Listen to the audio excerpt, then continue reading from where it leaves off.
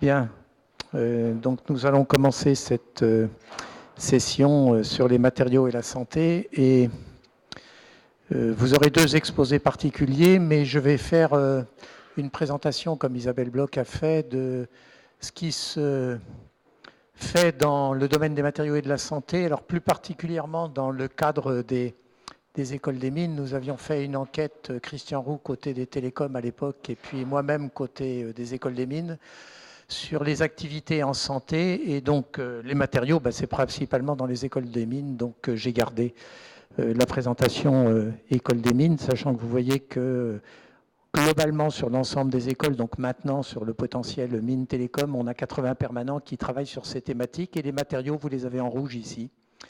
Donc c'est les biomatériaux, y compris la galénique, ce qu'on appelle biocapteurs et bioélectronique. On aura un exposé ce matin. La médecine nucléaire, principalement décliné à Nantes, et puis tout ce qui est autour de nanotoxicité, aérosol, pollution, et là avec une petite dimension environnement. Voilà, alors donc rapidement, les biomatériaux, y compris ce que l'on appelle la galénique, donc la pharmacie galénique, la mise en forme, entre autres, sous forme de comprimés, et la biomécanique. Donc les sous-thématiques, c'est galénique et matériaux support pour les principes actifs. C'est développé à Albi, Alès et Douai principalement. Donc vous avez de la chimie, synthèse de nouveaux matériaux support, des procédés de mise en forme parce que pour délivrer des médicaments, eh bien, il faut des formes spéciales, des porosités adaptées. Et puis vous avez dans le domaine des polymères développés à Douai, des nouveaux polymères, composites, microporeux, porosité pour délivrer des médicaments. Et puis derrière ces thématiques-là, vous avez tout ce qu'on appelle la nanomédecine. Autour des matériaux, vous avez les matériaux prothétiques, développés principalement, et la biomécanique à Saint-Étienne et Paris. Donc vous avez des posters, hein, certains les ont peut-être déjà vus, sur la dégradation des prothèses de hanche. Sur l'ingénierie tissulaire osseuse, vous allez avoir un exposé ce matin après, et sur la mécanique, la biomécanique des orthèses. Voilà, conception de nouveaux ligaments, c'est plutôt développé à l'école des mines de Paris, et puis biomécanique des artères, de la peau, des muscles, développé plutôt sur Saint-Étienne. Toujours sur matériaux et santé, donc biocapteur, bioélectronique. Biocapteur, c'est plutôt développé à Alès, et la bioélectronique, vous allez avoir un exposé ce matin de Leslie Jimison sur un ERC qui a été obtenu sur le thème de la bioélectronique. Vous avez l'intitulé ici de la communication que vous allez avoir, Organic Transistor for Use in Biological Ion Sensing. Pardon. Voilà. Toujours donc dans le domaine des matériaux, la médecine nucléaire, pour faire simple, c'est à Nantes, qui a une activité très forte avec l'accélérateur Aronax sur la médecine nucléaire, les radioisotopes et les traceurs, la production d'isotopes radioactifs pour la médecine nucléaire, et puis l'activation de nanoparticules pour des applications en curie-thérapie, avec derrière le support expérimental important du cyclotron Aronax.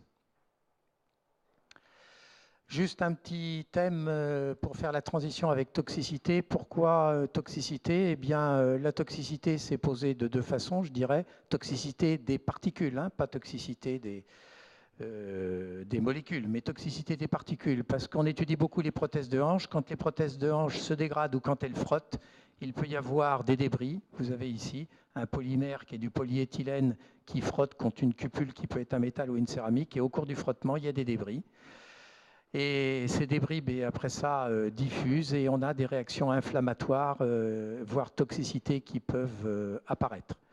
Et puis la toxicité, du coup, s'est élargie au thème toxicité des aérosols et toxicité des particules fines. On parle beaucoup de nanoparticules actuellement. On peut les respirer, on peut les ingérer. Et donc, on se préoccupe de où est-ce qu'elles se déposent et quand elles sont déposées, comment elles réagissent dans l'organisme. Vous allez avoir une communication de Jean-François Hochepied sur une thématique développée entre les écoles des mines. Voilà. Et puis, dernier transparent, pour introduire ce thème matériaux et santé, plusieurs structures fédératives ont été mises en place, c'est-à-dire des collaborations avec d'autres laboratoires pour étudier ces problématiques. Alors, vous avez un institut fédératif qui avait un label INSERM, ça n'existe plus maintenant, sur Saint-Étienne. Vous avez une fédération des biomatériaux et dispositifs médicaux fonctionnalisés sur Lille et Douai.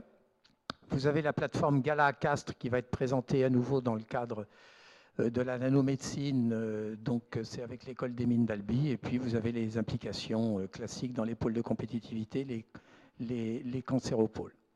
Donc voilà, le thème biomatériaux donc finalement est développé de façon importante. Vous avez là toutes les implications des écoles à différents endroits du corps humain. Donc vous voyez qu'on attaque un peu à tous les niveaux, depuis les ligaments ici, en passant par les prothèses de hanche, en remontant jusqu'aux aérosols, tout ce qui est cardiovasculaire et tout ce qui est nanomédecine qui figure ici. Voilà. Donc ce panorama un peu vaste vous montre l'ensemble des activités du groupe maintenant Mines Télécom sur l'aspect matériaux et santé. Et on va tout de suite passer au premier exposé, qui est donc un exposé de David Marchat sur l'ingénierie tissulaire. Et donc je laisse David faire sa présentation. Oui, il est chargé.